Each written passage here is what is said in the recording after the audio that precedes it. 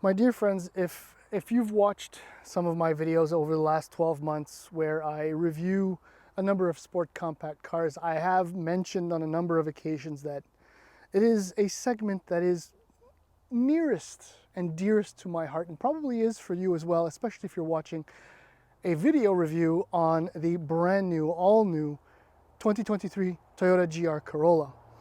It is The last 12 months have been absolutely exceptional. In my near 25-year career reviewing these cars, I don't think there have ever been so many valid, worthy introductions in that segment. And it's kind of magical in a way that the last one that I'm going to drive is the cherry on the Sport Compact Car Sunday, this GR Corolla. Now, see, in the segment, as I've mentioned in previous videos, now depending on when you watch this and when the others air or whatever, is in a nutshell, I've driven them all except for one, the Mark 8 Volkswagen GTI, which has eluded me because of misbehavior on its behalf, not mine. But the thing with cars like this is that there's no need for them really, because they're all low volume, with mitigated capabilities for families, and unless you're single and whatever, have a lot of money. But point is, thank you automakers. And when it comes to the GR Corolla, no, we don't get the GR Yaris, but believe me, this is okay. It's fine, really. This one exists like the GR Supra and the GR86, which is exceptional and good.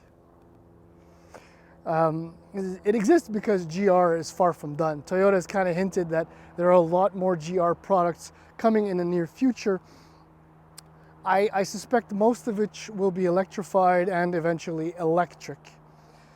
But today's program revolves around this car, which is in a word, it's epic. It's better than I expected, and I was expecting a lot. Keep in mind that about 15 years ago, the fastest, most powerful car in Toyota's lineup was a RAV4 V6. And here we are, only a decade and a half later, and there are 3 GR cars. One of them is a Corolla hatchback, a badass Corolla hatchback. And just to to conclude the introduction, only 4 or 5 days ago, I was driving around in a brand new 2023 Honda Civic Type R. Yeah. Okay, so in the following video, as per the usual norm, I'm going to walk around this car. I'm going to stop casting a shadow on it because it's so pretty. It's horrible, but it's pretty as fudge. We're going to do the walk around of this thing and take it for a spin. I've already tracked it. And I can tell you that of my track experiences over the last couple of years, because I got to drive a Morizo too. This isn't a Morizo, this is a Core, which is a base car, lol. Anyhow, here we go.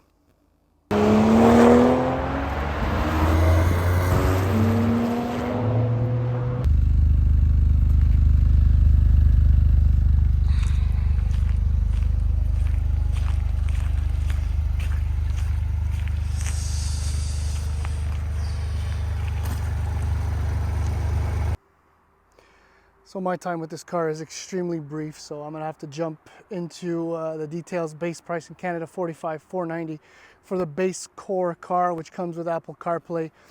12.3-inch digital eyepiece, sports seats, 18-inch wheels, big brakes, a 3-cylinder turbo.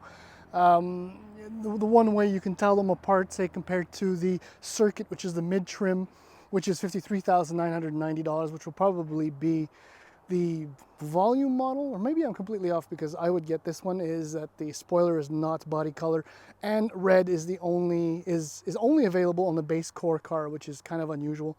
And then there's also the Morizo edition, which I just mentioned I drove on a track, and it's $59,990. And there's essentially no way you're going to be able to get one, because I think I may have misunderstood, but there will only be, I think, 8, 10, or 20. I think it's closer to 20 available for sale in Canada, so forget about it. Anyway, if you want one of these, you got to get your name on the list ASAP because you're going to run out of time. So yeah, I mean, the level of equipment is fine. Design-wise, I am very, very pleased. I had seen it clandestinely. Is that even a word? I don't know. In a shop somewhere, anyhow. And I got to stare at it quite a bit, and I love that this is more FK8, previous generation Type R, than the new one. Basically, it's just a whole bunch of stuff that's been bolted on or molded into the body of this car just to make it look so fat and so wide, and it's just fantastic. I mean, the most evident part is, you know, they didn't bother to build new doors. They just put plastic cladding on there. Same thing for the fender. This is so FK8 Type R. At least the rear bumper is fat, and look, it's triple exhaust. Kind of silly, but you get over that real fast. Yes, the Type R has it also, fine. But I don't know, I like it better when it's together. Yeah, against the sun like that, it's kind of crappy, but it's beautiful. I mean, honestly, and the wheels are awesome. 18-inch wheel standard, I think I mentioned that. They're forged on the Morizo, and these are Pilot Sport 4s, whereas on the Morizo you get Cup 2s.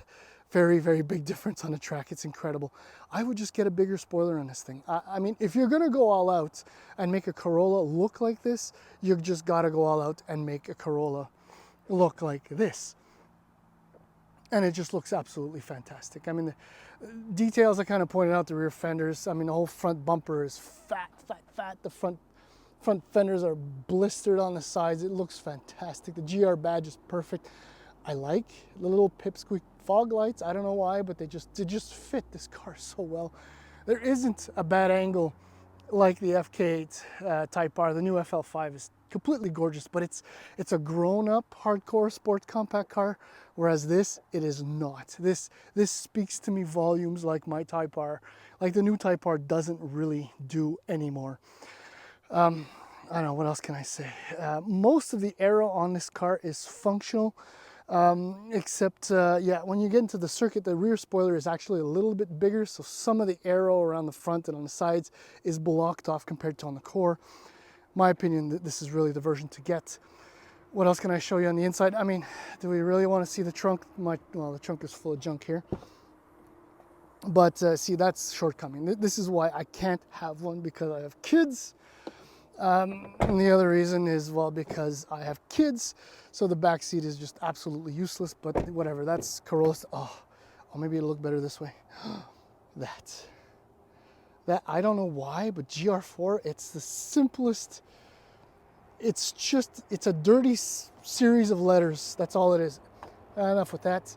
The interior is a mix of standard Corolla stuff that you might get like in an XSE, but you do get these fantastic sports seats, which are, yeah, shadow, terrible. They're a little bit different in the Morizo. I took pictures of the Morizo. There is no back seat, and it actually weighs about 30 kilograms less than this one. Well, that should be for the driving portion.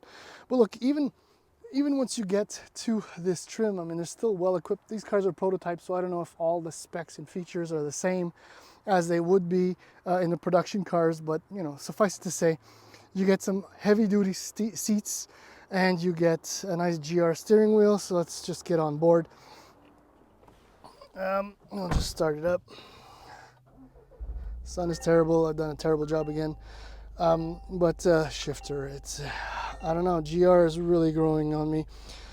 This is because you get in Canada as standard front and rear locking diffs. You can completely play with that. It's going to show up here, I believe. Well, here, I'll zoom in. There you go. So you get the GR4. So 30/70, that's front rear, and then you have track, which is a 50-50 split, which I used on the track, and it's just unbelievable. Let's zoom out. That's basically that. So your drive modes here, so you have an individual setting as well, so or custom, fine. Normal, I don't know why you would have eco in a GR Corolla. That's kind of a joke, but there it is, my friends, because why not? Everything else is essential Corolla. There it is, and visibility is great. Blah blah blah. Let's go for a drive.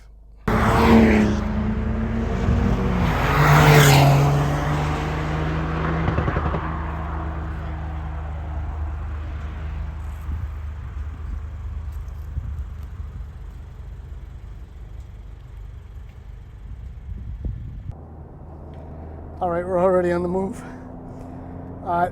This car is just a riot. It should be illegal to buy. It's so much fun. This is letting your hair down. Something that many people have probably forgotten that Toyota can do. At least Gazoo Racing knows how. And the best part, the hilarious part, but the uber serious part, is that 3-cylinder engine. So 6 to 4. No. It sounds like a tractor, especially at low RPM. It's hilarious. I've driven a number of 3-cylinder cars, like an i8 or a Mirage, and it's so funny, but yet so serious because this 3-cylinder 1.6 liter engine, excuse me, a single scroll turbocharger produces 300 horsepower at 6,500 RPM, 273 pound-feet of torque from 3,000 to 5,500 RPM, meaning that basically if you're above 3,000 RPM, there's boost, there's torque, there's pull, and there's that funny industrial 3-cylinder sound. What a glorious, hilarious, satisfying, and fun engine this is.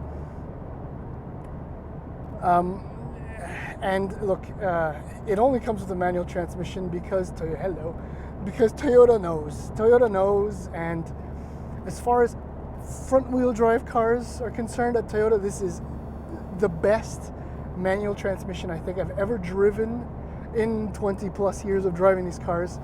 And it might be just a notch below that of the GR86, which is so much more mechanical and frictiony and all of that. But this is so much better and satisfying to shift and to work than the one in the Supra. Oh wow, what a disappointment. It feels so flimsy and not sloppy, but like it was rushed almost. It wasn't, but it feels that way. Maybe once I get to drive the Supra 3.0 manual on the street next year, maybe I'll get used to it better, but on a track, this was... So was the GR86, by the way. What a car. Oh. Okay, so the manual transmission, it's got the IMT, so it's got that rev matching function and all that, which is off, but you really don't need that because the throttle response, and I'm in normal, and it's so immediate, and the shift feel is, it's like it's holding your hand as you're holding the shifter to push it in, very much like the Type R. I never thought I would link the two. I mean, the Type R is manual transmission. The experience is still superior, nicer, more refined, but this is really, really, really good. Throttle response is excellent. It's grainy, it's unrefined, it's raw, it's energizing, it's fizz-inducing. It's so alive. It reminds me of my FK8 more than the new FL5 Type R. There's an energy there that was sucked out of the FL5, I think. The ride quality is surprisingly good. We are on Vancouver Island, not too far north from Victoria, so the roads are actually quite nice, but even if I'm looking for grainy stuff, I mean, you can hear it and feel it, but it doesn't upset the ride quality. And on the track, the car feels so balanced and in tune with what I want it to do. It's unbelievable. And moving up to the Morizo with the Cup 2s and all the reinforcements they've done to the body and the chassis. Oh, wow, that car. It is literally an extension from your fingernails and your toenails. It's just the next biological element that's growing out of you. That's kind of gross, but it's so good. This car is, I mean, I don't have much hair on the back of my neck, but my beard is standing on edge. No, it's not, but it's really, really good. And the beauty, I don't know, steering feels very nice. I mean, on center, there's a minute, almost imperceptible drop in assistance because you can feel it's like loose in. It's like a notch below my FK8, but it's a Corolla. it's on par with the new FL5 Type R. It is. I'm as surprised as you are that I'm saying these things, and I'm absolutely giddy for it. I am loving every second of this car. If I thought maybe I would trade my FK, just missed the intersection by a hair. Yeah, let's not damage a wheel. Okay. If I thought, I would trade my F8 for an FL5, no. But for this, maybe when my kids grow up and they're still available, this is definitely doable. So right now I'm almost blind. There we go.